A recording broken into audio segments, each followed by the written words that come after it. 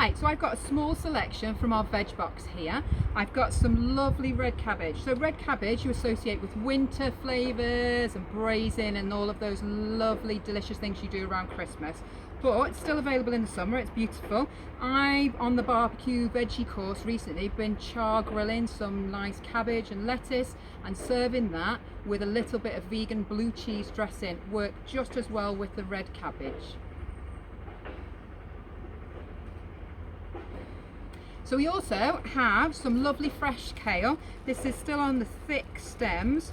Again, kale can be a lovely steamed vegetable just on the side of your main meal, but when the weather's quite warm, you might want to include that in a salad.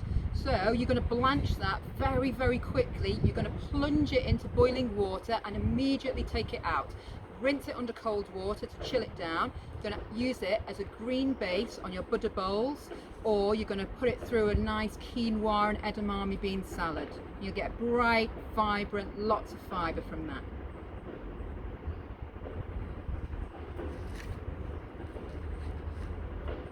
I've also got some kohlrabi here. So kohlrabi can be something people are a bit nervous about.